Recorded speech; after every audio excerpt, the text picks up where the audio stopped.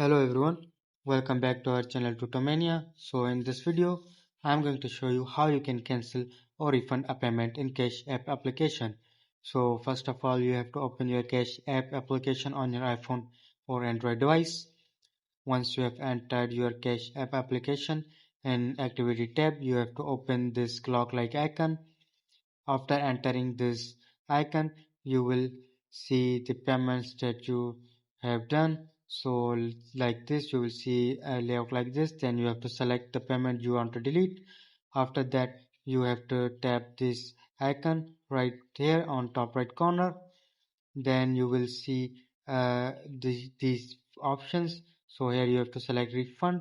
Then you will see pop up like this. So after that, you have to tap OK.